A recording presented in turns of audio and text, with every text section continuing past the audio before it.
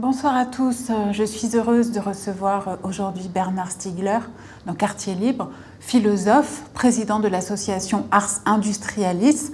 Il est un penseur des mutations technologiques et de leurs enjeux civilisationnels.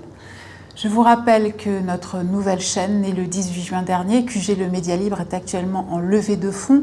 Alors pour soutenir QG, sa réussite et son développement, rendez-vous dès ce soir sur le site KissKissBankBank, dont le lien s'affiche actuellement en dessous de notre écran. Bonjour Bernard Stiegler. Bonjour Anne Lancelin. Alors que la France vit actuellement l'un des plus grands mouvements sociaux des 50 dernières années, alors que nous faisons face à l'un des gouvernements les plus durs, les plus hostiles, qui soit aux acquis sociaux depuis la libération, alors que l'enjeu écologique est plus que jamais présent dans les esprits, nous avons assisté aux dernières élections à un véritable effondrement des partis progressistes. Quel point de vue avez-vous sur cette affaire ? Alors, il y aurait beaucoup à dire. Je dirais des partis progressistes, mais aussi des partis de droite.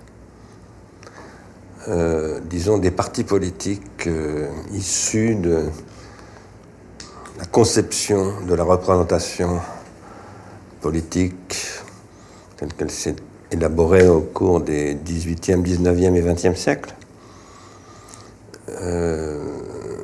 Puisque, bien sûr, ce qu'on appelle la gauche radicale ou la gauche de la gauche a connu une catastrophique défaite, mais aussi, peut-être encore plus, la social-démocratie, mais aussi le Parti communiste, etc., etc.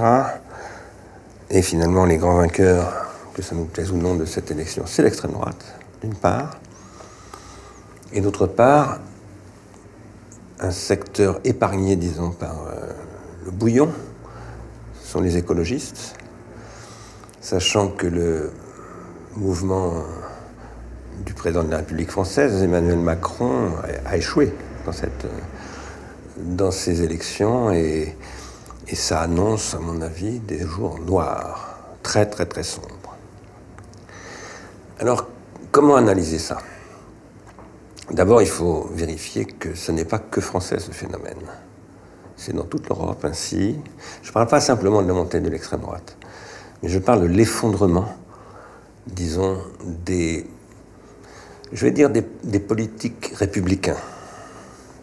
Je prends républicain au vieux sens du terme, au très vieux sens du terme, au sens où Emmanuel Kant l'employait pour parler de Frédéric de Prusse, voilà, son souverain à l'époque, dont il disait qu'il dirigeait une république. Il prenait le mot au sens ancien des philosophes, voilà, qui n'était pas vraiment une république, puisque c'était une monarchie. Mais en tout cas, les républicains, et en particulier au sens où, depuis la Révolution française, beaucoup de gens, Garibaldi et tant d'autres, se sont reconnus dans les républicains français, eh bien, ils sont en train de s'effondrer, qu'ils soient de gauche ou de droite. Et ça nécessite une analyse extrêmement, sincère, très très très lointaine de toute posture, de toute démarche de dénégation. La situation est absolument catastrophique. Et le problème, c'est d'essayer de comprendre pourquoi. Il vient d'y avoir, par exemple, dans la Nièvre, à Nevers, je crois, ou par là, je crois que c'est Christian Paul qui a organisé ça, un week-end où il faisait venir des représentants des gauches, disons. Alors je ne sais pas, j'ai pas regardé de près, je ne sais pas jusqu'à quel point ça incluait vraiment les gauches. Peu m'importe, Christian Paul est quelqu'un pour qui j'ai un certain respect. Il disait qu'il faut relancer le débat d'idées. Je l'ai entendu, je crois, sur France Culture. Mais pour pouvoir organiser un débat d'idées, il faut avoir des idées. Et les idées, ça ne sort pas comme ça, comme un lapin d'un chapeau, ou comme, je ne sais pas quoi, comme on disait quand j'étais petit, d'un paquet de Bonux. Les idées, ça suppose des concepts, sachant d'ailleurs que les idées et les concepts n'est pas la même chose. Ça suppose une grande rigueur intellectuelle. Ça suppose de prendre en compte toutes les dimensions des réalités scientifiques, économiques, géologiques, etc. Toutes. C'est-à-dire que ça suppose non pas d'aller faire son marché sur un petit segment électoral, ce que fait la droite comme la gauche, ce que font la droite comme la gauche depuis au moins 30 ans ou 40 ans. Oui, disons 40 ans. Parce que ça a changé avec François Mitterrand. Il ne s'agit pas de faire un procès à François Mitterrand ou par ça, je ne sais pas quoi, ce n'est pas le problème. Mais objectivement, ça a changé à ce moment-là. C'est très très lié à la fois à une démarche, disons, de la social-démocratie française très habile. Mitterrand était un homme extrêmement habile. Et à un contexte international très profondément marqué par le passage du néolibéralisme à l'ultralibéralisme, c'est-à-dire à la révolution conservatrice. Je ne vais pas rentrer trop dans ces détails-là, mais depuis à peu près 40 ou 50 ans, il n'y a pas de débat d'idées parce qu'il n'y a pas d'idées, tout simplement. Et que les idées, ce n'est pas des trucs comme ça qui vous viennent en prenant votre douche. Non, il faut travailler beaucoup, il faut beaucoup de modestie, beaucoup de patience, et il faut en plus travailler collectivement. Ce n'est pas un truc non plus qui surgit comme ça. Il fut un temps où j'ai été membre du Parti communiste français, il y a bien longtemps. J'ai quitté en 1976 et j'y étais entré en 1968. J'y étais entré d'abord parce que, je l'ai déjà dit, mais je le répète, il y avait la nouvelle critique. Moi j'ai découvert Claude Lévi-Strauss, Roland Barthes, Jacques Derrida, Julia Kristeva, Jacques Lacan, dans un organe officiel du Parti communiste français. C'est pour ça que j'ai venu au PC. Parce que c'était des gens... Alors, est-ce qu'ils le faisaient vraiment? Ça, c'est une autre question. Je ne vais pas rentrer dans cette question du statut. Parce que c'était un lieu d'élaboration intellectuelle, vous voulez dire? En tout cas, c'était un lieu de discussion avec des gens qui... et il n'y avait pas... Là, je viens de vous parler des gens avec qui ensuite j'ai travaillé, mais... ça parlait aussi de sciences, de maths, etc. Et moi-même, j'ai été au cours de l'Université Nouvelle, où Jean-Pierre Vernant donnait des cours aux syndicalistes de la CGT. C'est quand même un truc absolument incroyable, Jean-Pierre Vernant. Mais ce n'était pas simplement Jean-Pierre Vernant, vous aviez des physiciens, vous aviez des mathématiciens. Donc il y avait à cette époque-là, et ça c'était quelque chose que les communistes et les gaullistes partageaient, c'est pour ça qu'ils travaillaient ensemble. Et la conviction que tout le monde a le droit au savoir. Et non seulement que tout le monde a le droit au savoir, mais qu'il faut que tout le monde ait accès au savoir pour ne pas sombrer dans le crime, pour ne pas sombrer dans la barbarie. Aujourd'hui, le savoir, zéro. Zéro. Il n'y a personne qui parle de ces questions dans aucun parti politique. Et, sauf un, je vais vous dire quelque chose qui va peut-être choquer nos auditeurs et vous-même, le Rassemblement national. Et oui. Précisez votre pensée. Je précise ma pensée, c'est que Madame Le Pen, qui est très rusée, encore bien plus que ne l'était son père, a su faire venir quelqu'un qui n'est pas membre du Rassemblement national, qui est Hervé Juvin, et qui est un intellectuel. On en pense ce qu'on veut. Je ne suis pas d'accord avec ce que dit Juvin. Mais il fait un vrai travail. Et c'est quand même impressionnant de voir que c'est un type comme ça qui aujourd'hui est devenu une espèce de représentant de la liste Rassemblement national. Ce que je veux dire par là, c'est qu'il faut que les républicains se réveillent. Alors d'où vient cette panne intellectuelle des républicains? Et c'est bien la question. Et pourquoi est-ce qu'il n'y a plus de lieu de contact entre les intellectuels et le peuple, comme les tentatives en étaient faites dans les années 70, en effet? Eh bien, ça vient d'une grande crise épistémologique et épistémique. Je distingue ces deux termes. Épistémologique, je le prends chez Bachelard. L'épistémologie chez Bachelard, c'est ce qui, disons, instruit une étude de l'histoire des sciences confrontée aux concepts fondamentaux de la philosophie critique, disons-le comme ça, mais discipline par discipline, épistémologie de la physique, épistémologie des mathématiques, etc. Et l'épistémè, c'est un concept que j'ai emprunté à Michel Foucault et qui décrit un état d'organisation du savoir intégral à une époque d'une société. L'épistémè classique, par exemple, dont parle Foucault dans Les mots et les choses. Je pense que nous vivons une énorme transformation des cadres épistémiques et épistémologiques, mais que la plupart des intellectuels, mais aussi des militants et des gens en général, font du déni à cet égard. Pourquoi? Parce que ces transformations épistémiques et épistémologiques donnent le vertige. Et en plus, elles ne parviennent pas à produire un consensus entre les disciplines et même à l'intérieur des disciplines. Et à partir de là, il y a un grand malaise quant au savoir. Tant qu'on ne s'attraquera pas à cette question-là, on ne fera rien. Et c'est très très important parce que par ailleurs, ce n'est pas une question simplement, disons, de comment penser une renaissance de la politique républicaine, etc. Mais c'est l'état d'urgence absolu que, par exemple, provoque Facebook en lançant la semaine dernière un projet qui est une monnaie qui s'appelle Libra, qui pourrait devenir la monnaie de référence de 2,5 milliards de membres de Facebook pour payer n'importe quoi, le taxi, leur facture d'électricité, n'importe quoi. Alors pourquoi est-ce que c'est très très très important ? D'abord parce que la souveraineté réelle, je parle de la souveraineté en un sens très très large, mais telle que, par exemple, on peut dire que les rois de Lydie étaient des souverains. Voilà. Les rois de Lydie, à l'époque, la Lydie c'est l'actuelle Turquie, et je parle de bien avant Jésus-Christ. C'était des souverains. Et en particulier, ces souverains ont justement inventé une dimension fondamentale de la souveraineté, c'est-à-dire la possibilité de frapper monnaie, comme on disait à l'époque.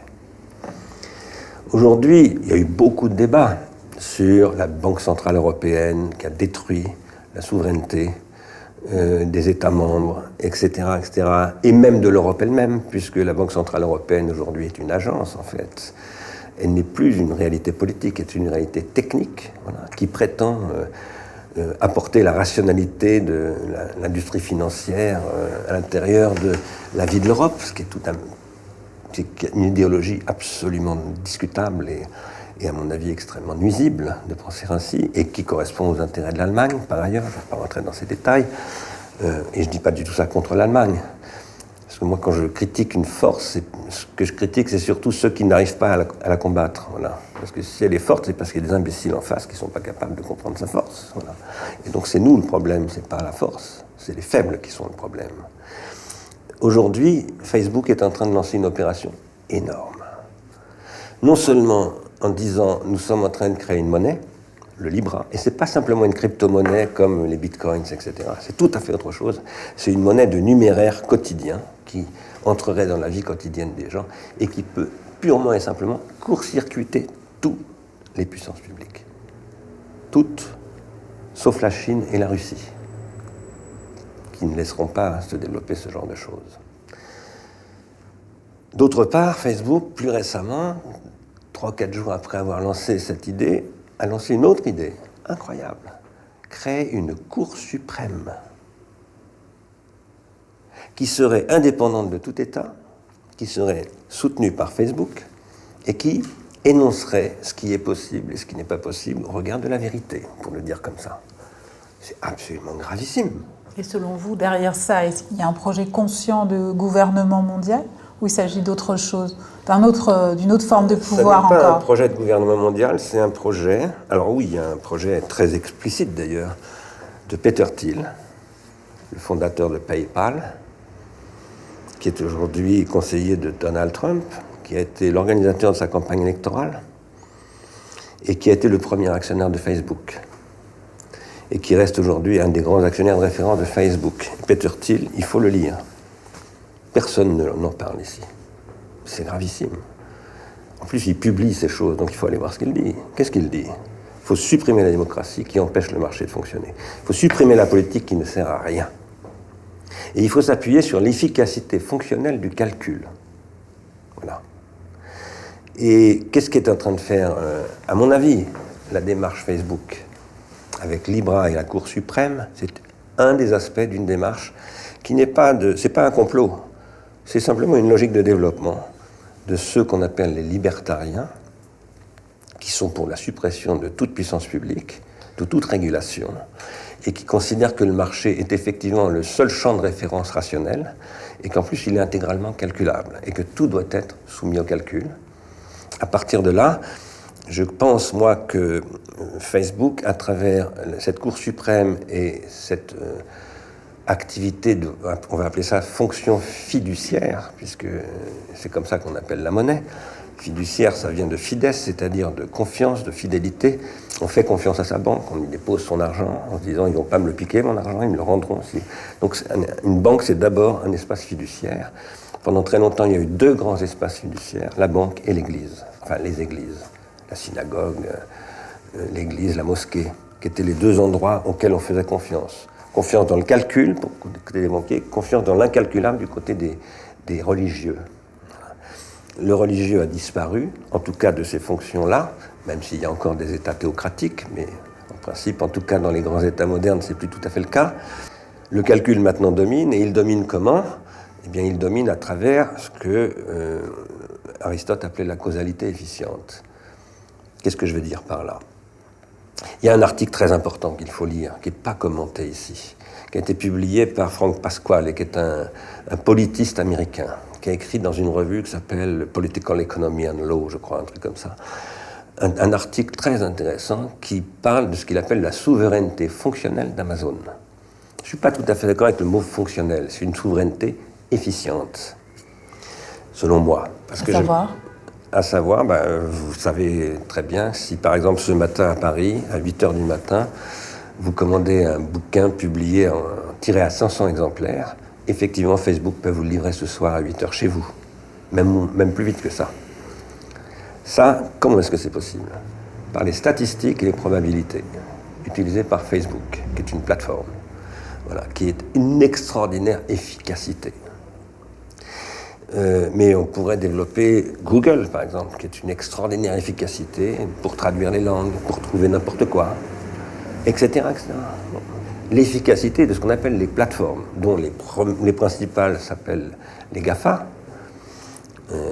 Enfin, il n'y a pas que des plateformes, les GAFA. Apple, si, c'est aussi une plateforme, Apple, d'une certaine manière. En tout cas, il y a les plateformes au sens très connu, mais il y en a beaucoup d'autres. Il y en a des centaines.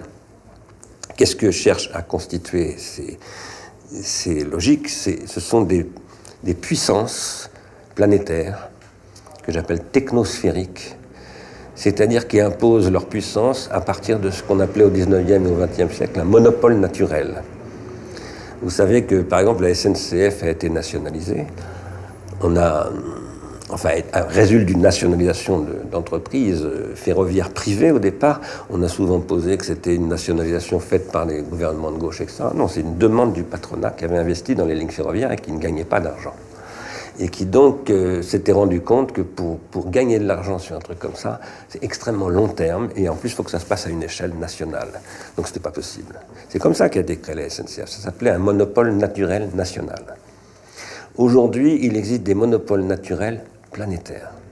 Amazon est un monopole naturel planétaire. Facebook, c'est un cas très particulier, parce que je pense que Facebook produit très peu d'efficacité. C'est-à-dire que Facebook a très rapidement fait apparaître ses effets pervers, c'est-à-dire la contre-productivité pour ses utilisateurs. Il y a une désaffection pour Facebook en ce moment. Mais par contre, Amazon ou Google, par exemple, a une extraordinaire efficacité et personne ne conteste. Comment le contester ?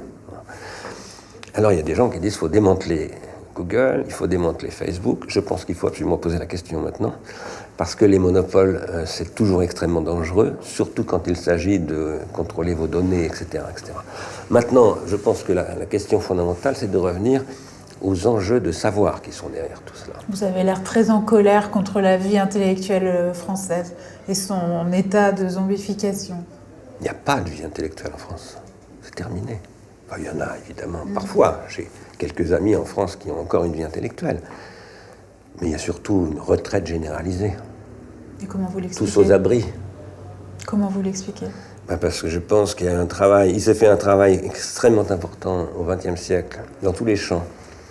Les sciences, la philosophie, la psychanalyse, l'économie politique, marxiste ou autre. Je dis marxiste ou autre, je compterai Raymond Aron dedans. C'est quelqu'un que je lis. Voilà. C'est pas du tout un imbécile, Raymond Aron. Comme on a essayé de me le faire croire quand j'étais au Parti communiste. Il faut le lire, Raymond Aron. Je ne partage pas ses idées, mais c'est un grand intellectuel.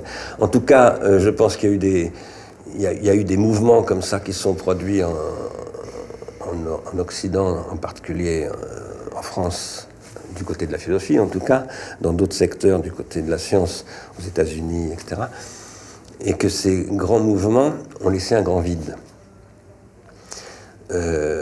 Soit parce qu'il y a eu des grands mouvements que je combats, comme le cognitivisme, au sens du cognitivisme comportementaliste et computationnaliste, c'est-à-dire qui remplace tout par des molécules et des algorithmes, voilà, et qui pose que voilà, il faut faire confiance à l'industrie pharmaceutique ou à l'industrie, disons, de la gestion de données pour gérer les problèmes de demain. Et moi, j'ai une raison précise de ne pas accréditer ce point de vue. C'est pas une posture du tout. En plus, je connais beaucoup de gens, j'ai travaillé beaucoup dans ce domaine. J'ai même créé un laboratoire dans ce domaine. Mais ce que je crois, par contre, c'est que ces gens-là ont abandonné toute pensée critique, pas au sens où on va critiquer le capital et je sais pas quoi, enfin, les choses habituelles, mais une pensée critique au sens d'Emmanuel Kant. Il ne voit pas les limites du calcul, par exemple. Emmanuel Kant a écrit, La critique de la raison pure, c'est d'abord un livre que Kant a écrit pour critiquer les limites de la conception leibnizienne de l'entendement. Il se trouve que Leibniz est considéré comme le philosophe qui est à l'origine de l'informatique, des concepts de l'informatique. Tous ces chantiers-là ont été abandonnés. À partir des années 50 en France, disons après la Deuxième Guerre mondiale, il s'est passé des choses absolument extraordinaires, dont j'ai eu la chance de profiter un peu d'ailleurs, liées à une vie intellectuelle très transdisciplinaire, où des anthropologues discutaient avec des psychanalystes qui discutaient avec des mathématiciens, etc. etc. Mais tout ça s'est mis à ronronner. Et ce travail qui était extraordinairement puissant, il y avait Michel Foucault, Roland Barthes, Derrida, Deleuze, enfin des gens comme ça, et bien d'autres, Althusser, en fait est devenu une espèce de, comment vous dire ça, marché aux puces. Aujourd'hui, vous pouvez aller à la Sorbonne, vous trouvez au marché aux puces de la Sorbonne quelqu'un qui va vous faire un petit peu de French Theory. Mais qui vous, comme vous allez sur un vide-grenier acheter ce que votre grand-mère... voilà. Ça ne vit plus du tout. C'est de la marchandisation à la petite semaine. En plus, ça rapporte très peu. Ça rapporte un petit salaire à la Sorbonne. C'est pas très rémunérateur. Mais on s'en contente parce qu'on est à l'époque. Flaubert aurait dit des cloportes. Les cloportes, c'était le nom qu'il donnait à Bouvard et Pécuchet. Les deux cloportes, il les appelait. Qu'il aimait bien, par ailleurs. Parce qu'il respectait toujours il respectait beaucoup Emma Bovary. Etc. Bon. Mais il y a une tétanisation. Si c'est comme ça, c'est pas parce que les gens sont intrinsèquement lâches, bien sûr que non. Je ne crois pas du tout ça, bien au contraire. Mais je pense qu'il y a une tétanisation. Nous sommes en train de vivre une immense mutation. Cette immense mutation, elle fait que, effectivement, par exemple, il y a des gens qui, en maîtrisant des formalismes computationnels, des algorithmes, considèrent qu'il est possible de remplacer les États, non pas pour devenir un nouvel État ou un super-État, pas du tout, pour éliminer tout ça et le remplacer par des fonctionnalités efficientes. Ce que j'oppose à ça, moi, c'est que la cause efficiente ne suffit jamais. Quand la cause efficiente fonctionne toute seule, elle détruit les finalités. Et quand vous détruisez les finalités, c'est-à-dire le sentiment d'exister, le désir de vivre, vous produisez suicide, intoxication volontaire, pratiques extrêmes, politique par exemple, djihadisme, extrême droite, ou des modèles d'extrême gauche complètement, je dirais, désespérés. Et vous engendrez des comportements de masse, y compris des banquiers qui deviennent des spéculateurs et qui spéculent sur le pire, en disant tant que c'est possible, je gagne maximum de pognon, et après... Donc c'est l'abandon généralisé de toute responsabilité. Et ça, c'est ce que nous sommes en train de vivre. En Occident en particulier. À partir du moment où, par ailleurs, vous avez des gens qui se disent « mais en Russie, ça ne se passe pas comme ça, en Chine non plus », ça provoque certains fantasmes, je dirais, très, très, très inquiétants. Donc ce que je crois, c'est qu'aujourd'hui, il est absolument fondamental de relancer des chantiers de production d'idées qui ne sont pas simplement des débats d'idées dans la Nièvre pendant un week-end, mais qui sont des chantiers à long terme. Et il faut se préparer à travailler 20 ou 30 ans. Et dans un contexte par ailleurs qui est très particulier, qui est celui du discours qu'Antonio Guterres a prononcé le 24 janvier à Davos.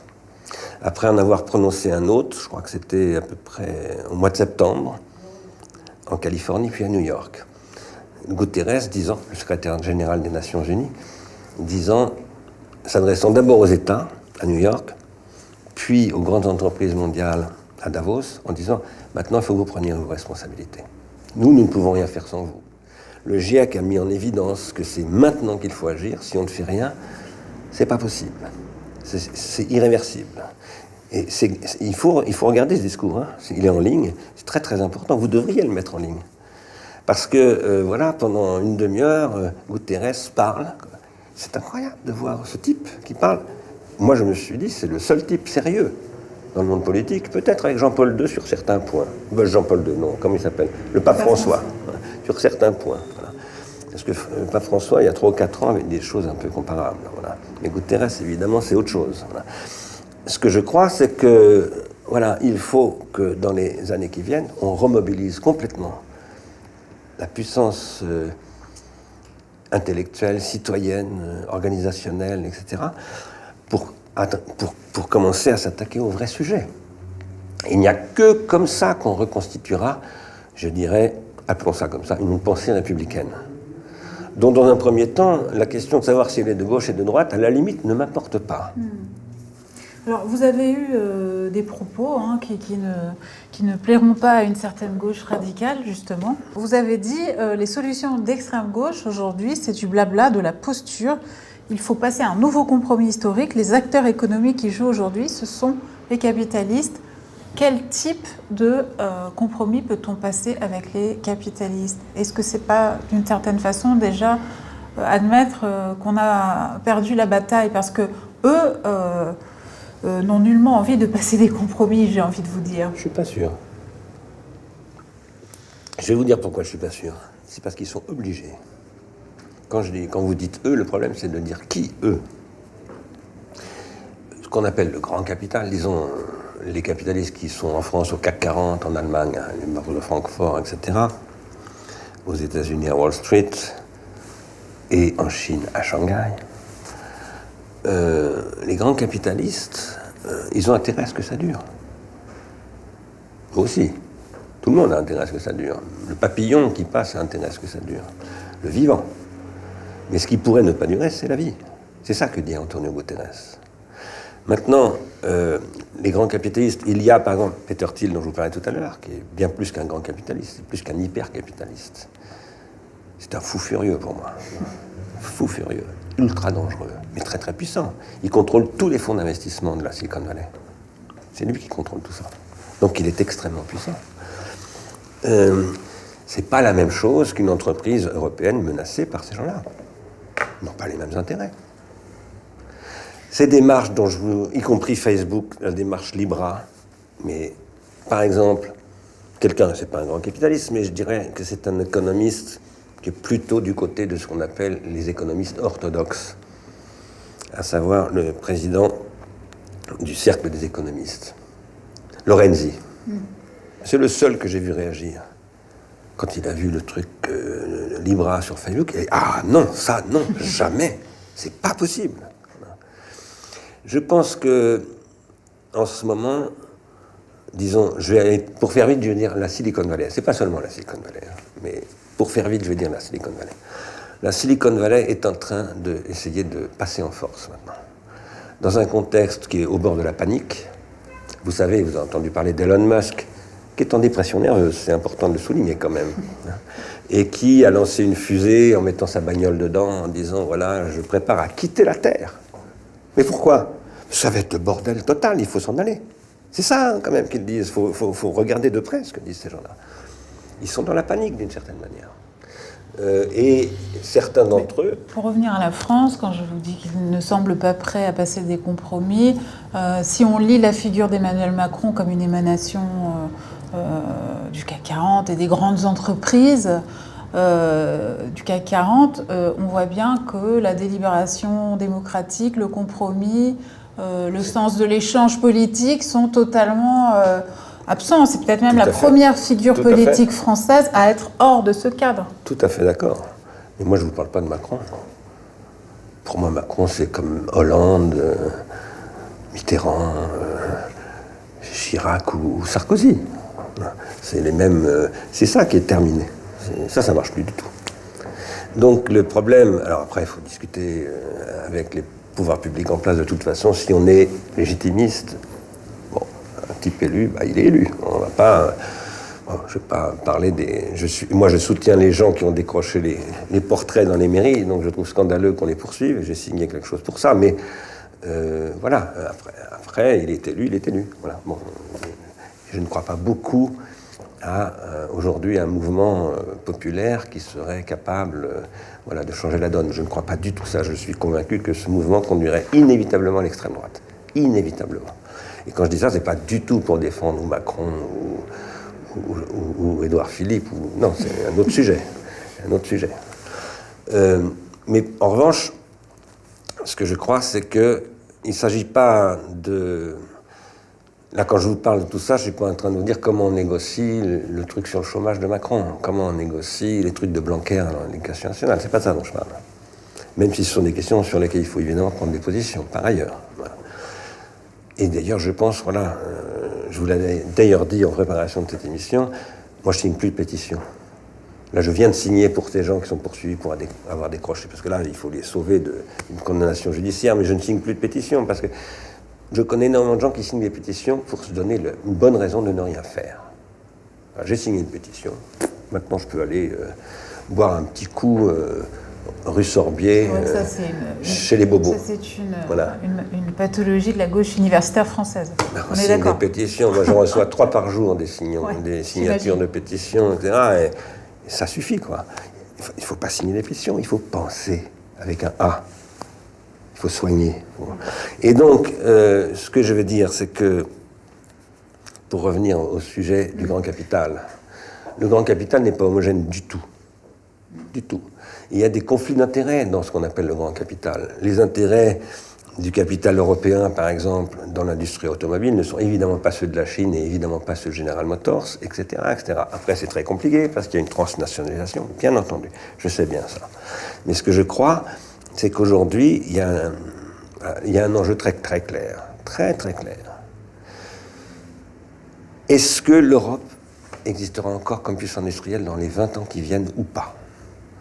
Sachant qu'il y a une chose qui est, à mon avis, à peu près certaine, c'est que les États-Unis et la Chine, si le monde existe encore, seront des grandes puissances industrielles. L'Inde et la Russie, autre question. La Russie ne sera sûrement pas une grande puissance industrielle, mais ça restera certainement une grande puissance militaire. L'Inde peut devenir une grande puissance industrielle. Mais l'Europe, c'est pas du tout évident. Pas du tout. Eh bien, je pense qu'il faut négocier avec le capital européen.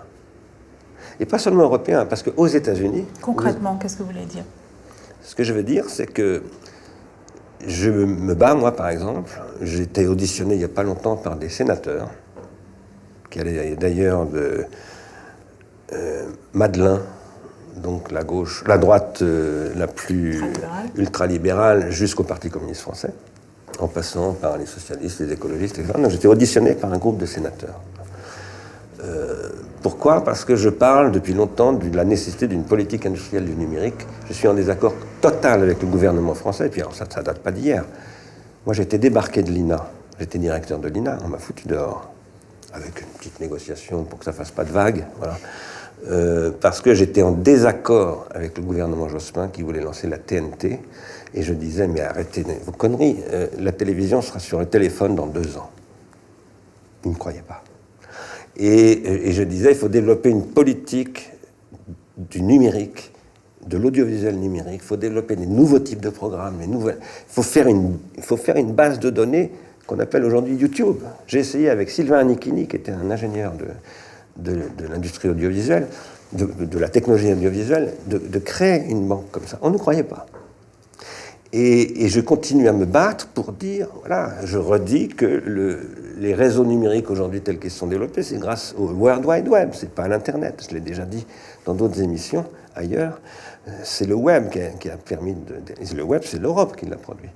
Et donc il faut reconstruire une vraie politique de recherche. Mais une politique de recherche, ça suppose pas simplement un centre national d'études des télécommunications qui jouait ce rôle autrefois à Issy-les-Moulineaux, 4000 chercheurs quand même. Hein. Vous vous rendez compte, on a détruit ce truc-là. Et on a nanifié la France, parce qu'aujourd'hui, c'est un nain, la France. Voilà. Mais à l'époque, c'était le leader mondial des télécoms.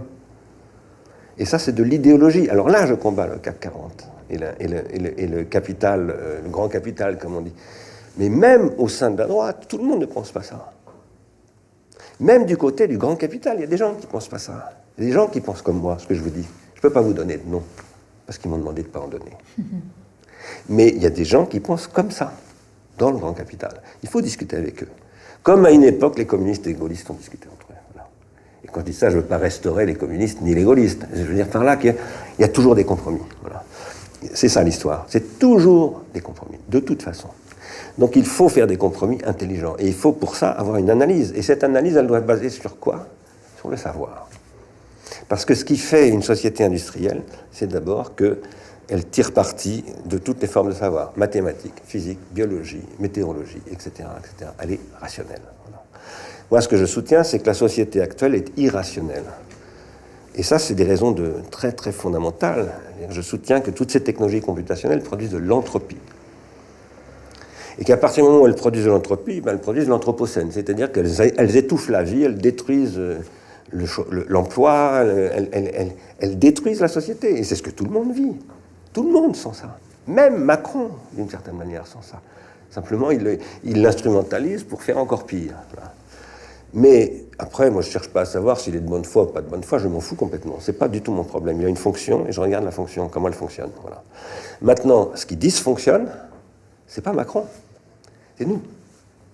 Parce qu'on n'arrive pas à produire des modèles critiques qui seraient véritablement capables de s'implémenter, de concrétiser, de mettre en œuvre de nouvelles politiques. Or, je crois qu'aujourd'hui, c'est pour ça que je vous parlais d'Antonio Guterres.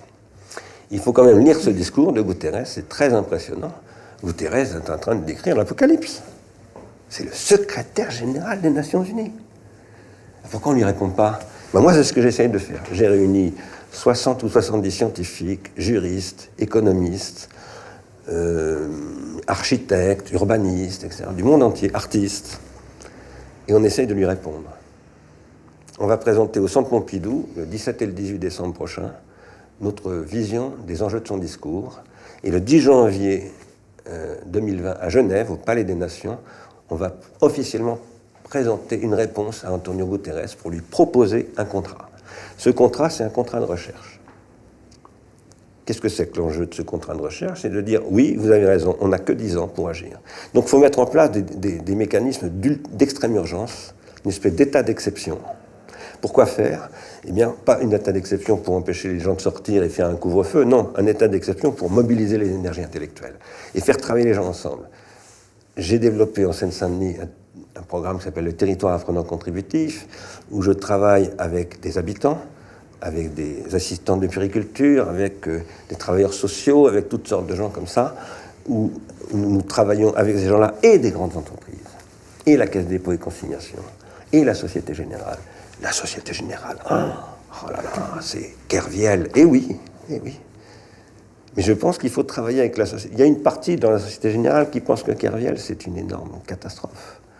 Pas en tant qu'on a perdu 4 milliards ou je ne sais pas quoi, non, autant que ça signe un dysfonctionnement fondamental d'une banque. Une banque n'est pas là pour spéculer, là pour investir. Ils avaient moi je travaille beaucoup avec des banques en ce moment, beaucoup de banques qui disent aujourd'hui, on a des actionnaires qui sont fous, ils veulent qu'on spécule et ils détruisent en fait l'économie. Ils en sont très conscients. Et donc, mais eux, voilà, il faut travailler avec eux pour quoi faire? Pour faire ce qu'on appelle des preuves de concept, pour faire des démonstrateurs, pour montrer qu'on peut faire autrement. Donc c'est ce qu'on essaie de faire en Seine-Saint-Denis, dans le cadre des JO, etc., avec toutes sortes de gens, maintenant avec le département du 93. Au départ, c'était avec Pleine Commune, c'est-à-dire l'établissement public territorial autour de Saint-Denis. Maintenant, c'est avec le 93. Et ce que nous proposons de mettre en place à l'ONU, c'est un appel d'offres qui donnerait des montants genre 50 milliards de dollars. Pourquoi faire? Pour permettre à des pays ou à des régions, à des villes, de lancer des laboratoires territoriaux qui, avec des scientifiques, des juristes, des économistes, etc., mettent en place de nouvelles manières de faire de la recherche, que j'appelle moi de la recherche contributive, et pour inventer de nouvelles formes d'économie qui sont des économies, je ne veux pas les appeler vertes, mais des économies de lutte contre l'entropie. Ça, c'est ce que nous faisons déjà en Seine-Saint-Denis. Je pars en Équateur ce soir, parce que ça fait 4 ou 5 ans, même plus, que je discute avec, d'abord avec Correa, ensuite son ministre de la Recherche, et ensuite l'actuel, non pas gouvernement, mais université de Guayaquil. Nous sommes en train de réfléchir avec des chercheurs qui viennent d'Ars Industries au départ, mais qui ne sont pas français. Ars Industries, c'est international. À quoi faire? À développer ce qu'on appelle les smart cities, mais dans des favelas. Et non pas pour faire les modèles de villes comme Sungdo, au sud de Séoul, qui est une ville smart, comme on dit, avec des capteurs partout, etc. Non, non. Pour faire que l'intelligence populaire des favelas soit soutenue par des politiques d'équipement, d'acculturation, en mettant en place des ateliers de recherche contributive à Guayaquil. Je discute avec un État indien, je discute avec des Irlandais à Dublin, avec des Anglais à Durham, à côté de Newcastle, et nous proposons à l'ONU de lancer un grand programme comme ça, doté de 50 milliards de dollars. Pourquoi faire? Eh bien, pour créer un sursaut. Et là, mobiliser les gens du grand capital qui sont conscients du danger. Je vous disais tout à l'heure, Elon Musk est dépressif. Mais c'est intéressant, ça. Il est très, très, très intelligent, Elon Musk. Incroyable. C'est un véritable génie. Qu'est-ce qui provoque la neurasthénie d'Elon Musk, selon vous? Il se rend bien compte du problème de l'entropie et que tout ça va beaucoup trop loin. Par ailleurs, je ne peux pas vous donner de nom là non plus, mais moi je connais beaucoup de gens dans la Silicon Valley et à Berkeley et à Stanford. Et aujourd'hui, alors maintenant j'ai plus le droit d'aller aux États-Unis parce qu'on m'a refusé mon visa. Je ne peux plus rentrer aux États-Unis. Pour quelle raison? Parce que j'ai fait de la prison, mais c'est depuis que Trump est arrivé, donc ça fait 25 ans que j'enseigne aux États-Unis, donc voilà, on a utilisé un prétexte. Je savais très bien que j'avais fait de la prison. Mais si je vous dis ça, c'est parce qu'autrefois j'y allais pas mal. Maintenant, je ne peux plus y aller. Et un jour, j'ai reçu un coup de téléphone de Californie d'un businessman californien me disant « Ce que tu racontes sur l'entropie et tout ça, on commence à en discuter vraiment en Silicon Valley. » Et ça commence à nous inquiéter. Donc, même dans la Silicon Valley, il y a des gens qui s'inquiètent. Et je pense que Musk fait partie de ces gens-là. Voilà. Ce sont des conjectures. Ce que je fais là, bon, j'en sais rien du tout. Je suis pas du tout... je ne connais pas M. Musk. Mais par contre, j'ai un peu lu. Et je l'ai écouté beaucoup, et je sens bien que ça n'est pas le fou qui est Peter Thiel. Voilà. C'est un type inquiet. Voilà. On va venir aux questions environnementales et la question effectivement de l'entropie, mais j'aimerais revenir sur une chose que vous avez dite il y a un petit moment, qui est à la fois importante et grave. Vous avez dit que vous ne croyez plus du tout au mouvement populaire pour renverser la donne, au niveau national en tout cas. C'est vrai que nous venons... Je crois au mouvement populaire. Mais qu'est-ce qu'un mouvement populaire? Vous avez dit il y a un moment que ce n'est pas un soulèvement populaire qui était de taille face à des enjeux pareils. Bien sûr. C'est vrai que... Alors, on va peut-être revenir un petit moment sur ce qui est arrivé à la France depuis 6 mois. C'est vrai qu'au début du soulèvement des Gilets jaunes, vous avez exprimé un certain scepticisme qu'avec le recul, d'ailleurs, vous avez mis sur le compte du discours des médias. Et puis, vous avez admis, vous êtes rendu compte qu'il s'agissait d'un authentique grand mouvement populaire, sans doute le plus grand, avez-vous dit, depuis 1848. Pourquoi, j'aimerais beaucoup avoir votre analyse à ce sujet, pourquoi un mouvement populaire de cette ampleur n'a pas pu jusqu'ici peser décisivement sur la politique française? Parce que je ne crois pas à la génération spontanée. 1848, qu'est-ce que c'est? Alors, c'est pas seulement les journées de Paris, hein, dans ce quartier d'ailleurs aussi, c'est toute l'Europe. 1848, c'est un grand mouvement de transformation de l'Europe. Mais c'est pas du tout une génération spontanée. Derrière 1848, il y a un travail considérable. Par exemple, en France, il y a George Sand, qui est une écrivaine, une romancière, c'est bien connu, mais c'est aussi une grande intellectuelle. Et là, vous pensez que les intellectuels ont fait défaut cet hiver? Mais il n'y a pas d'intellectuels. Ça n'existe plus. Enfin, moi, j'ai toujours récusé le mot intellectuel. Un jour, j'ai eu une conversation... De pensée critique. Employez le mot que vous voulez. Il n'y a plus de pensée critique, il n'y a plus de critique. il n'y a que de la posture. Il y a des Mélenchon partout. Vous en avez à la France Insoumise, dont Mélenchon en personne, il y en a peut-être d'autres en plus petits, et puis vous en avez à la Sorbonne, vous en avez partout. Il n'y a plus de pensée critique. Il y a des organisateurs de pétitions. C'est pas du tout la même chose. Donc le problème, c'est pas de pétitionner. Moi, je suis prêt à signer n'importe quelle pétition, à condition qu'il y ait des concepts derrière. Voilà. S'il s'agit de s'émouvoir, bah oui, moi je signe une pétition parce qu'il y a un mec qui dort dans la rue. Là, oui, bien sûr, je peux faire signer une pétition. Mais à quoi ça sert? Je pense que la vraie question, c'est de se remettre en question d'abord, justement. Alors, pour revenir aux Gilets jaunes, je les ai soutenus très tôt quand même. Hein. Ce que j'ai dit dans un article, parce que ce qui m'a été demandé par Philosophie Magazine, donc c'était 15 jours après le début, donc ça débarrait le 17 novembre, si je me souviens bien. Donc c'était début décembre, j'ai fait un papier qui est paru en janvier, mais je l'ai écrit en début décembre, dans lequel je disais, j'ai comme tout le monde, comme énormément de gens de mon genre, en disant. J'ai d'abord cru que c'était un truc un peu manipulé par l'extrême droite, etc. Et très très vite, en l'espace de 15 jours, j'ai changé complètement mon point de vue. D'abord parce que je suis allé écouter ce que disaient les Gilets jaunes. Et ensuite, j'ai été convaincu que c'était un grand mouvement populaire, justement. Moi, j'ai été 68 tard, je fais partie de ces vieux schnocks qui disent j'étais rue Gay-Lussac et tout, ce qui est vrai. Bon. J'ai même vu les journalistes d'Europe 1 qui accompagnaient tout ça, je veux dire, sur leur moto. Enfin bon, j'ai vraiment assis. J'étais tout jeune, j'avais 16 ans, mais j'étais présent dans ce truc avec un de mes frères qui avait 3 ans de plus que moi. Et j'ai jamais été convaincu que 68 était un grand mouvement populaire. Jamais, jamais, jamais. C'est pour ça que je suis entré au Parti communiste d'ailleurs. Parce que moi, j'avais vraiment le sentiment que les Mao de la rue d'Ulm, c'était pas vraiment quelque chose de populaire. Voilà. Et alors là, je peux vous dire que ma conviction... Beaucoup étaient d'origine bourgeoise. Et puis surtout, ils sont devenus quoi, Serge July, etc. Enfin bon, c'est lamentable. Je dis pas qu'il ne s'est rien passé en 68, hein, je ne mets pas 68 à la poubelle, c'est pas du tout ce que je suis en train de faire. Hein. Ce que je veux dire par contre, c'est que sur ce plan-là, vraiment... Et ça, je l'ai tout pensé dès le début. Voilà. Maintenant... les Gilets jaunes, effectivement, très vite, j'ai pensé à 1848. Parce que 1848, c'est vraiment très populaire. Voilà. Ce sont les ouvriers de Paris qui se mobilisent. Mais derrière eux, il y a une puissance intellectuelle, qui peut être ouvrière elle-même, d'ailleurs, hein, ce qu'on a appelé autrefois l'aristocratie ouvrière, qui a pu aller très très loin dans l'élaboration d'idées et de concepts. Et puis, je vous donnais le nom de George Sand, parce qu'elle a été ministre, voilà.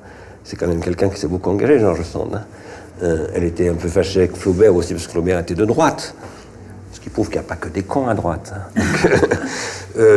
C'est vrai qu'il a dit des choses assez terribles sur les insurrections populaires. Bien entendu. Mais il a des côtés absolument détestables. Mais c'est un très grand écrivain, et un grand penseur, et un grand historien en plus. Donc voilà. Il n'y a pas les gentils et les méchants, pour le dire autrement. Hein. Il y a des cons partout, etc., comme tout le monde le sait, tout le monde le dit, mais il faut en tirer toutes les conséquences, y compris sur soi-même. Il y a des cons en moi, hein, aussi, voilà. Moi qui vous parle. Voilà. Maintenant, pourquoi est-ce que je dis que ce n'est pas un grand mouvement populaire, néanmoins comme 1848, les Gilets jaunes? D'abord parce que de toute façon, ça ne donne rien, pour le moment.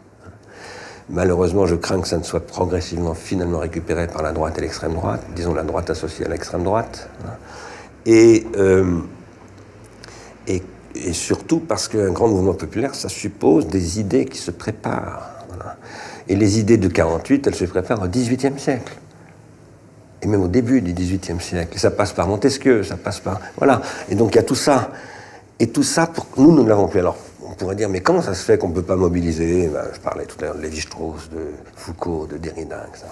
C'est parce que précisément, nous vivons une mutation qu'ils n'ont pas su penser. Voilà. Et je pense qu'un grand mouvement populaire, ça existe, c'est un mouvement intellectuel. Précisément, ce que j'appelle la recherche contributive, c'est de la recherche populaire. C'est pas de la recherche populaire au sens où on a parlé de l'éducation populaire ou de l'université populaire, l'université nouvelle du Parti communiste dont je vous parlais tout à l'heure, qui était une université populaire. L'éducation populaire au sens où, par exemple, Robin Renucci relance l'éducation populaire. Lui-même en vient Robin Renucci, c'est un grand comédien aujourd'hui très connu. En fait, de quoi sort-il? En fait, c'est un fils de gendarme corse. Je vous dis ça parce qu'il m'a raconté l'histoire. Voilà. Un jour, Jean Vilar avait lancé tous ces ateliers de théâtre populaire, du théâtre national populaire, où il faisait des ateliers en province et tout. Et un jour, des gens sont passés en Bourgogne, là où vivait Robin, quand il était petit. Robin qui a des problèmes à l'école parce qu'il était agité, était très intelligent, mais il faisait toujours des bêtises. C'est lui qui m'a raconté tout ça. Et donc, un de ses profs lui dit fais du théâtre, ça te calmera, tu pourras t'exprimer. Donc, il s'est mis à faire du théâtre amateur. Et un type de la bande de Jean Vilar l'a vu. Il a dit mais il est génial ce monde. Donc, il a dit à ses parents je le prends, je l'emmène, je vais lui faire du théâtre. Et c'est comme ça qu'il est devenu Robin Renucci. Mais Renucci, aujourd'hui, au Tréteau de France, il continue à faire du théâtre populaire pour faire de l'éducation populaire, etc. C'est ça qui constitue le peuple. Le peuple, c'est pas la plèbe. C'est pas du tout la même chose. La plèbe, c'est ceux qui n'ont rien dans la civitas des Romains, les plébéiens. Mais le peuple, c'est pas ça. Le peuple, c'est ce qui produit un processus d'individuation sur une force historique qui se mobilise à travers quoi? Mais ça passe par des médiations, par un savoir syndical, par des transmissions qui n'ont pas eu lieu depuis 40 ans. Mais ça passe d'abord par un savoir pas syndical. Aussi. Ça passe d'abord par un savoir tout court. C'est-à-dire que les grands mouvements historiques, qui ne sont pas forcément de gauche, il y a des grands mouvements historiques de droite aussi, ça existe. Le gaullisme, c'est un grand mouvement historique de droite. Voilà. Ces grands mouvements historiques, ils s'appuient toujours sur la puissance de la pensée. Voilà. Et ça, oui, moi j'enseigne en Chine aujourd'hui, en Chine populaire. Qu'est-ce qui fait que je pense que la Chine va devenir une puissance de plus en plus grande? C'est que la Chine aujourd'hui, malgré tout ce qu'on peut observer, d'antidémocratique, etc., fait venir tout ce qu'elle peut de puissance artistique, scientifique, économique, intellectuelle, philosophique, etc., en Chine pour augmenter sa puissance d'agir au sens de Spinoza. Mais cette augmentation de sa puissance d'agir, c'est pas du tout simplement de l'organisation syndicale. Ça, j'ai le Parti communiste chinois chez eux. C'est pas de ça dont il s'agit. C'est de produire des nouvelles façons de voir le monde et d'être capable de les concrétiser. Un mouvement populaire, ça incarne ça. Aujourd'hui, les Gilets jaunes, moi je pense que j'ai suivi les Gilets jaunes pendant longtemps. En plus, j'habite un village où pour être Gilets jaunes. Voilà. Un village qui est où? Dans le centre de la France. Et j'ai beaucoup écouté les Gilets jaunes. Je ne suis pas allé sur les places et tout ça, parce que, voilà, je commence à être un peu vieux, j'attrape froid le soir, bon. Et donc, mais j'ai écouté, parce qu'ils mettent tout en ligne. Ils se filment avec des smartphones, etc., ils mettent tout en ligne. C'est passionnant ce qu'ils racontent, passionnant. C'est beaucoup plus intéressant que ce que raconte la France Insoumise, ou le Parti communiste, ou je ne sais quoi, ou même les écologistes. C'est beaucoup plus intéressant. Et ce qui m'a fait changer, par ailleurs, sur eux, très vite, c'est quand je crois que je vous en avais un petit peu parlé une fois, c'est quand j'ai découvert 15 jours après le début du mouvement que ce qu'ils revendiquaient, c'était une assemblée de débats sur le changement climatique. Alors on nous disait, c'est des gens qui ne veulent pas abandonner le diesel et qui veulent pouvoir rouler à 150 à l'heure, etc. Mais pas du tout. Il y a des gens comme ça, bien entendu. Il y a toutes sortes de gens dans ce mouvement. Mais ce qu'ils demandent, c'est pas ça. Il est certain que le discours médiatique sur les Gilets jaunes... C'est catastrophique. Voilà. A vraiment trahi la réalité du terrain. Vous disiez récemment, Bernard Stiegler, les médias sont une catastrophe, ils sont devenus une poubelle aujourd'hui. Malheureusement, qu'est-ce que c'est? Il faut faire une petite histoire des médias. J'aime pas du tout ce mot média, moi. Du tout. J'aime le mot presse, j'aime le mot cinéma, j'aime le mot radiophonie. Il y a eu des choses merveilleuses à la radio, au cinéma et dans la presse. Mais les médias, ce sont des logiques où on prend le contrôle de tout ça et on impose des logiques de soi-disant information objective pour vendre en fait de l'annonce publicitaire, et d'autre part obtenir des marchés publics. Enfin bref, vous voyez de quoi je parle. Il faut remonter à l'histoire de ce qu'on appelle les médias. L'histoire des médias, c'est pas du tout les médias, c'est les journaux, c'est d'abord les gazettes, dont la première gazette qui s'appelle la Gazette de Renaudot, c'est la construction de l'opinion publique dans la République des lettres. C'est ça, les journaux. Et il faut voir comment ça se développe au XVIIIe, comment ça se transforme au XIXe siècle. Pourquoi? Parce qu'apparaissent la presse à journaux qui est capable d'imprimer 1 million d'exemplaires par jour, le télégraphe qui permet à l'agence Havas de développer des réseaux de communication très rapides, etc. Il faut regarder ça de très très près. Et à ce moment-là, la presse est une presse d'opinion. Il n'existe nulle part quelqu'un qui vous dirait « je vais vous informer officiellement », ça ferait rigoler tout le monde. Et alors elle est devenue quoi aujourd'hui? Elle n'existe plus. Il n'y a plus de vraies opinions. Il y a quoi? L'humanité, c'est Il y a quoi aujourd'hui?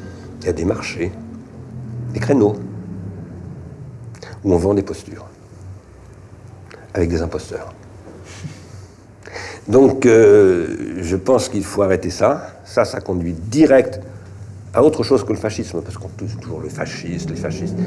Mais non, le fascisme, c'est une histoire précise qui commence dans les années 20 en Italie, etc. Et les nazis, c'est une autre histoire qui est allemande. Et c'est pas les nazis ou les fascistes qui vont venir, c'est autre chose. Pire, c'est difficile de faire pire que les nazis. Mais ça peut être pire au sens où ça peut véritablement détruire la planète en totalité, quand même. Hein. Alors, à propos de nouveaux systèmes totalitaires, enfin d'un type quand même mutant, vous parliez tout à l'heure de la Chine, hein, où vous enseignez. On sait que la Chine s'est dotée récemment encore de moyens de surveillance extrêmement sophistiqués de sa population. La fusion d'un capitalisme très puissant et de réflexes hérités d'un totalitarisme encore récent hein, pour ce pays-là, est en train de produire dans ce pays quand même des résultats extrêmement inquiétants, sinon effroyables. Est-ce que c'est ça l'avenir mondial des réseaux numériques et de la data économie? Est-ce que le modèle chinois, c'est ce qui nous attend tous? Je ne crois pas. C'est ce qui peut nous arriver, c'est ce qui va probablement nous arriver, mais pas chinois. Américain.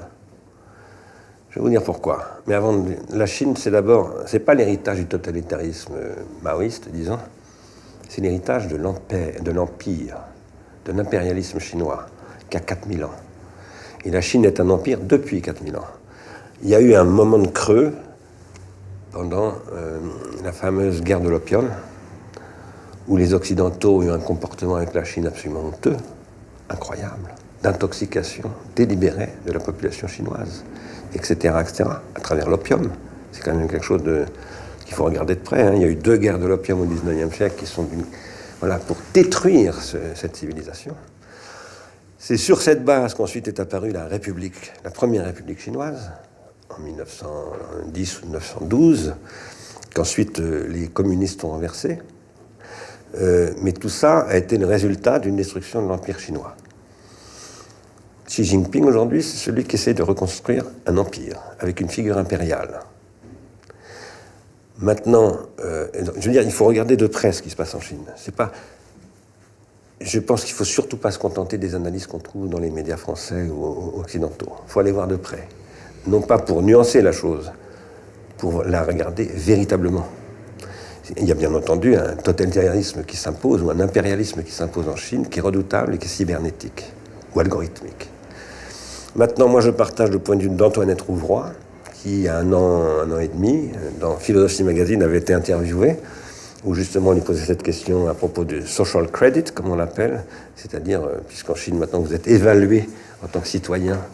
Et elle a répondu, mais attendez, c'est ce qui se passe en Occident, et ça fait déjà un moment que ça dure, mais simplement, vous ne vous en rendez pas compte, tandis qu'en Chine, ça se voit. Et qu'est-ce qu'est en train de faire Facebook? Ce que je suis en train de vous dire, c'est exactement ça. Donc, Facebook, c'est aujourd'hui la première entreprise de fourniture de statistiques. Et qu'est-ce que c'est que les statistiques? Comme leur nom l'indique, c'est les sciences de l'État. Donc ça veut dire que Facebook se substitue à l'État comme puissance de contrôle, de biopouvoir, comme aurait dit, biopolitique, comme aurait dit Michel Foucault autrefois, et que tout ça, par ailleurs, va beaucoup plus loin à travers des modèles qui sont aussi ce qu'on appelle maintenant les neurotechnologies. Je travaille dessus avec un laboratoire qui est en Hollande, donc je sais assez bien vers où ça va, et je peux vous dire que c'est extrêmement effrayant. Zizek, d'ailleurs, vient de publier dans Philosophie Magazine un papier là-dessus. Slavoj Zizek. Ce qui est en train de se produire du côté de la Silicon Valley est très largement aussi inquiétant que ce qui se produit en Chine. Donc le problème, c'est d'arrêter là aussi de s'émouvoir face à des sujets qui sont promus par les agences de presse, etc., etc. Et il faut rentrer dans les analyses. Et pourquoi faire? Il faut rentrer dans les analyses pour produire une alternative à tout ça. Et cette alternative, je continue à dire que avec les Gilets jaunes, par exemple, je dis avec les Gilets jaunes, par exemple, un de mes anciens collaborateurs qui est un designer, qui s'appelle Igor Galigo, a organisé pas loin d'ici, place du Colonel Fabien, dans l'ancien comité central du Parti communiste français, une rencontre de 2 jours sur le design social, le design du social de demain. Où il disait qu'il faut que les designers se remettent, faut qu'ils travaillent avec les gilets jaunes. Je pense qu'il faut se mettre à inventer des nouveaux modes d'action, mais l'action, ça suppose la réflexion. Et donc, la réflexion, quelle est-elle? Si on ne veut pas du social credit à la chinoise ou du social credit à la Peter Thiel ou à la Facebook, et à la façon dont le président de la République française semble s'en accommoder, puisqu'il la reçoit 2 fois de suite, Mark Zuckerberg. cet adolescent attardé qui est Mark Zuckerberg à l'Élysée, ce que je trouve absolument sidérant, sidérant. Eh bien, il faut produire un autre modèle. Nous avons en Europe les meilleurs mathématiciens du monde. Nous savons extrêmement bien développer nous avons de très bons ingénieurs de télécommunications. Nous avons d'excellents industriels. Vous croyez encore à la souveraineté numérique européenne possible? Et ne sais pas que j'y crois encore, c'est que c'est la seule solution.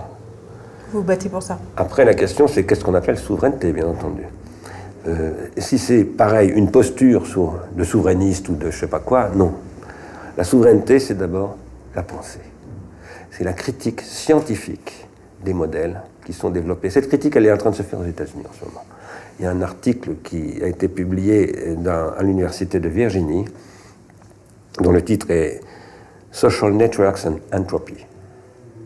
C'est un chercheur américain d'origine allemande qui s'appelle Pfalz, qui a écrit ce truc-là, mais il y a des tas de papiers qui sortent en ce moment dans ces domaines. Il faut reprendre tout ça, il faut recommencer à croire, non pas à l'État, parce que je pense que l'État n'est pas la question c'est la puissance publique, c'est pas du tout la même chose. En fait, nous, dans ce groupe dont je parlais tout à l'heure, nous proposons aux Nations Unies de constituer ce que nous appelons une internation, qui est une puissance publique au-delà des nations, et qui est un concept qui avait été évoqué, je dirais, en 1920 par Marcel Mauss. Nous pensons qu'il faut reconstituer non pas une société des nations, mais une assemblée de l'internation, de toutes les nations, pour essayer de produire un modèle qui permette à la planète de sortir de l'impasse dans laquelle elle est, et qui inquiète absolument tout le monde. Les gens ne vous le diront jamais. Les gens qui sont des leaders d'opinion, qui dirigent des entreprises, ne vous le diront jamais. Ils ne peuvent pas le dire. Parce que s'ils disent ça, ils sont débarqués immédiatement. Mais par contre, ils sont extrêmement inquiets. Beaucoup plus que la moyenne, parce qu'ils sont très bien informés. Et donc, ils savent que la situation est très, très, très dangereuse. Par exemple, la situation financière aujourd'hui est absolument dangereuse. C'est catastrophique, la situation dans laquelle nous sommes. Et il suffirait qu'un petit grain de sable s'introduise dans le rouage du ronron de l'industrie financière pour que tout s'écroule. Et sans possibilité de refinancement par les États, puisque les États ont été complètement asséchés. Donc, on est dans une situation extrêmement grave. Et à la différence de 2008, en 2008, les gens n'avaient pas encore conscience, par exemple, de ce que disait Guterres. Maintenant, beaucoup de gens s'en préoccupent, presque tout le monde en fait. Tous les gens se disent, bah oui, le réchauffement climatique, voilà, on le voit bien, hein, etc. Donc, et partout dans le monde, c'est pas simplement en France, c'est partout dans le monde. Dans ce contexte-là, il faut agir de manière exceptionnelle. Il faut se mobiliser, c'est un problème de mobilisation générale.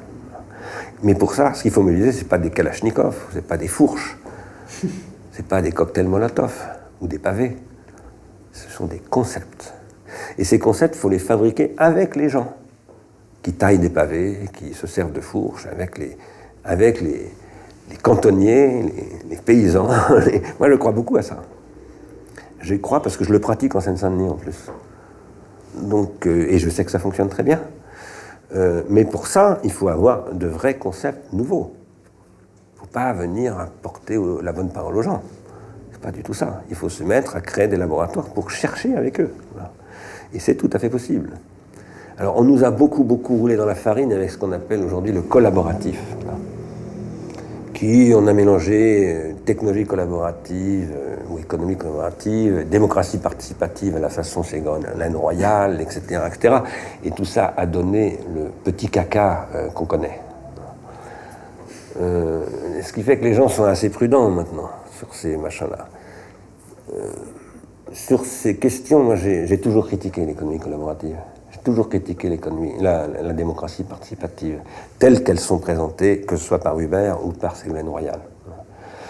Mais par contre, je pense que la démocratie ne peut être que contributive ou collaborative ou participative, sinon c'est pas une démocratie. Et que, évidemment, ce qu'on appelle aujourd'hui la démocratie formelle, comme l'appelait Karl Marx à son époque, d'ailleurs, c'est pas une démocratie du tout. C'est un système de placement des énarques et de leurs copains. Voilà. Donc, plus ou moins à l'extrême gauche, comme Jean-Pierre Chevènement, ou qui fut à un moment donné. Qui s'est déplacé. Oui, il se déplace toujours, ces gens-là, justement, au fil du temps, et toujours dans le même sens à peu près. C'est ça qui est fort étonnant. En tout cas, ce que je pense, c'est qu'il faut recommencer à croire au savoir. Et donc, ça veut dire qu'il faut se remettre en cause. Si on ne veut pas bouger, si on ne veut pas changer sa façon, par exemple, d'hériter d'Althusser, si on ne veut pas critiquer, il faut critiquer Althusser. Je l'ai fait, moi. J'ai un grand respect pour Althusser, mais il y a quand même des choses, avec le temps, si vous lisez avec 30 ou 40 ans de recul, c'est quand même assez problématique. Donc, et tout ça, ça suppose de faire un travail de fond. Mais je donne un exemple d'Althusser, parce que moi je suis dans le champ philosophique, mais c'est pareil en mathématiques ou en physique. Et je connais des physiciens, des mathématiciens, tout ça, qui veulent faire ça, qui sont très très très bons, mais ils ne trouvent pas de travail. On n'en veut pas, parce qu'ils ne sont pas soumis. Ce sont des insoumis, des vrais insoumis. Alors, vous parliez de la situation catastrophique mondiale. Évidemment, l'enjeu climatique fait partie de ce tableau sinistre. Nous vivons la 6e extinction de masse. En un siècle, la planète a perdu 70% de sa diversité biologique. Nous savons par ailleurs que nous n'avons quasiment aucune chance de maintenir le réchauffement climatique inférieur à 1,5 degré. Est-ce qu'on ne peut pas dire finalement que l'affaire est déjà pliée pour l'humanité ? Non, rien n'est jamais plié, d'abord. Et en plus, quel est l'enjeu ? Pour ne pas tomber dans le survivalisme,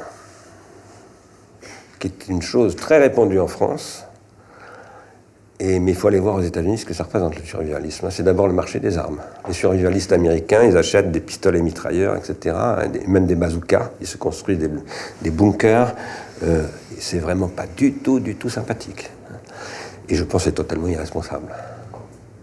Ça ne tient pas debout. C'est aussi absurde que le discours d'Elon Musk qu'on va s'installer sur Mars. C'est du même tabac. Si on veut éviter ça, et moi je veux absolument éviter ça, je veux pas que mes enfants vivent dans un truc comme ça, eh bien, il faut être lucide, il ne faut pas faire de déni, il faut dire oui, il va y avoir inévitablement beaucoup de destruction, c'est sûr. Mais il faut arriver à inventer quelque chose à partir de là. Je vais vous donner un exemple. Je discute avec un État qui est maritime, dont la population vit au bord de l'eau. Dans les 10 ans qui viennent, il faut que toute la population pratiquement bouge.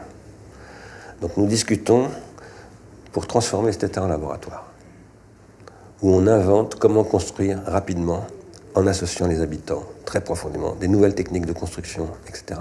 Et comment on fait finalement de cet État qui n'a jamais bougé depuis des milliers d'années, tout à coup va se mettre à bouger, et comment on fait pour que ce mouvement soit un mouvement social, justement, un mouvement qui va produire quelque chose de nouveau.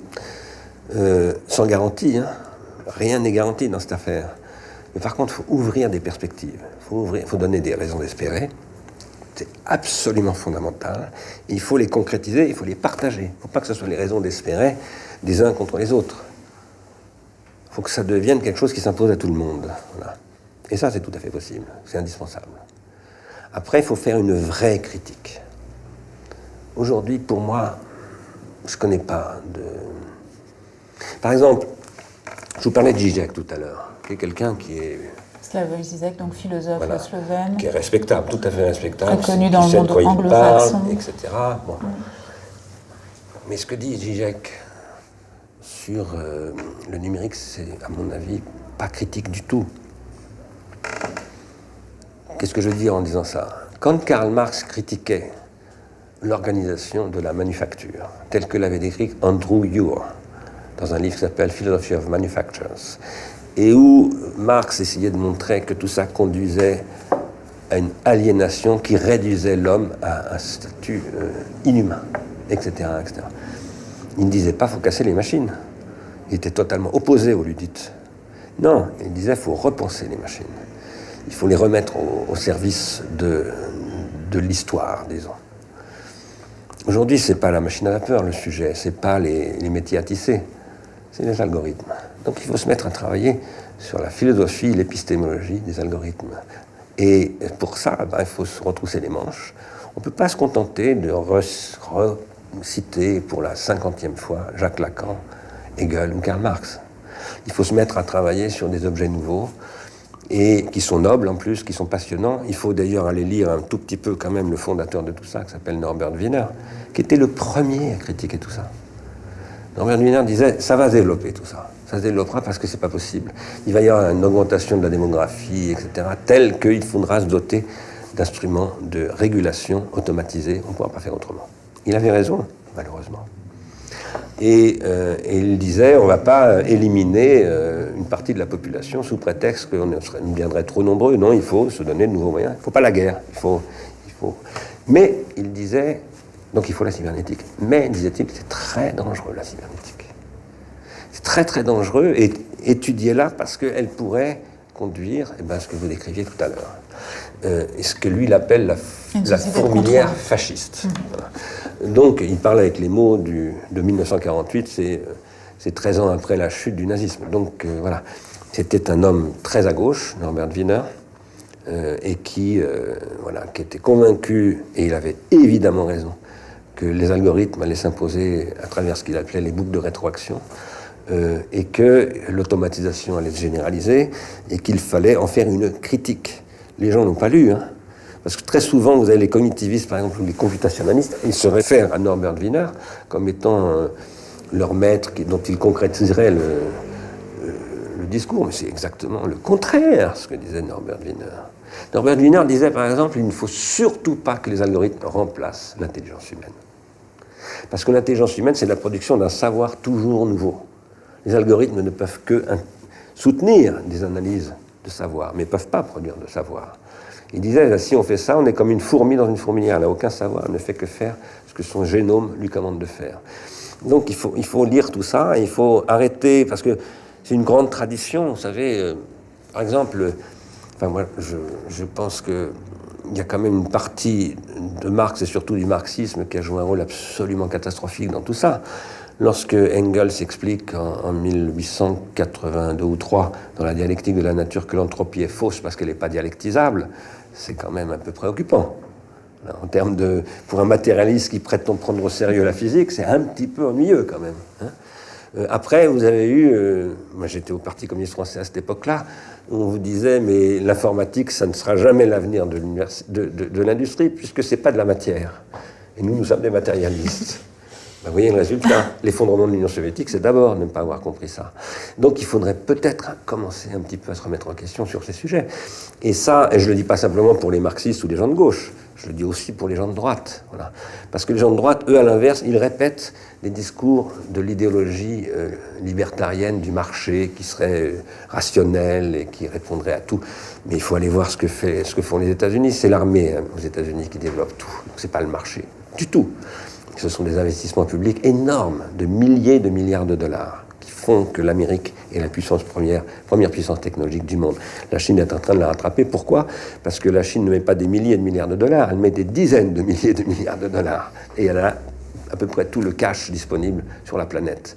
D'ailleurs, s'il y a une grande crise financière, elle viendra tout racheter. C'est elle qui viendra prendre les banques.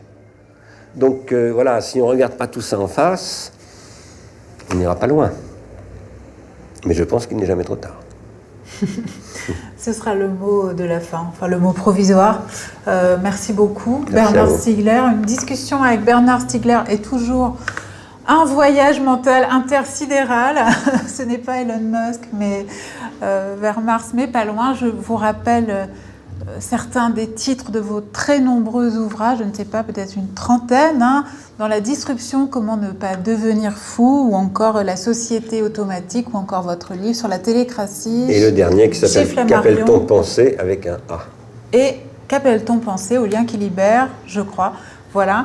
Je vous dis à tous à très bientôt pour un nouveau Quartier Libre. Et je vous rappelle bien sûr que notre nouvelle chaîne née le 18 juin dernier, QG, est en pleine levée de fonds pour soutenir sa réussite, son développement. Rendez-vous dès ce soir sur notre page projet QG le Média Libre sur le site KissKissBankBank dont le lien apparaît en ce moment même dans le post en dessous de votre écran. À très vite, merci.